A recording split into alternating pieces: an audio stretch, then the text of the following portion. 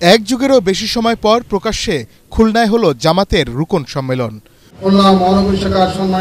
সোনারাঙ্গার আল ফারুক সোসাইটিতে আয়োজিত অনুষ্ঠানে দলের আমির ডাক্তার শফিকুর রহমান বলেন, যে জাতি দেশকে স্বৈরাচারের কলঙ্কমুক্ত করেছে তারাই স্বাধীনতা ও সার্বভৌমত্ব রক্ষা করবে।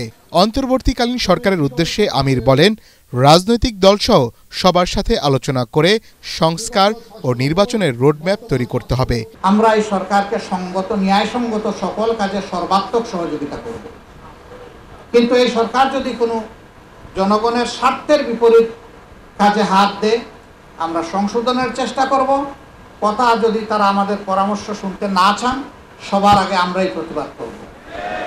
এটি আমাদের নাগরিক দায়িত্ব, এটি আমাদের রাজনৈতিক অঙ্গীকার।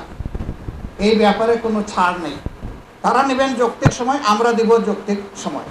এই নেওয়া দেওয়ার এই বিষয়টা বোঝাপড়ার সঠিক জায়গায় থাকতে হবে। কেউ কেউ জিজ্ঞেস করেছেন কত হতে পারে এই সময়টা। আমরা বলেছি যে সংস্কারের ব্যাপারটার উপরে নির্ভর করবে এই সময়টা কতটুকু হবে। আমরা এখনই সুনির্দিষ্ট কোনো সময় বলতে চাচ্ছি না, তবে হ্যাঁ, এটা বছরের পর বছর হওয়া উচিত নয়। তাহলে আগাছা জন্ম নেওয়ার সমূহ সম্ভাবনা রয়েছে, সমাজের শৃঙ্খলা ভেঙে পড়ার আশঙ্কা আছে। তৃতীয় পক্ষ জুলুমবাজরা আবার মাথা তুলে দাঁড়ানোর প্রয়াস চালাতে পারে। জামাতের আমির বলেন, বিডিআর হত্যার মধ্য দিয়ে আওয়ামী ফেসিবাদের শাসনের প্রথম ধাপ শুরু হয়, যা 15 বছর অব্যাহত ছিল। একটা দেশে যারা জনগণের উপর গণহত্যা সংগঠন করেছে, গণহত্যাকারীদের জনগণের ময়দানে রাজনীতি করার কোনো অধিকার থাকতে পারে না। রাজনীতি করবে তারা যারা মানুষের কল্যাণে নিবেদিত হবে, দেশ এবং রাষ্ট্রকে জনগণকে যারা ন্যায় ইনসাফ শান্তি এবং সমৃদ্ধি উপহার দেবে। রাজনীতি করার অধিকার কেবল তাদের থাকবে, অন্য কারণে। এবং রাজনীতি করতে হবে দেশের মানুষের সেন্টিমেন্টকে ধারণ করে, আকাঙ্ক্ষাকে ধারণ করে।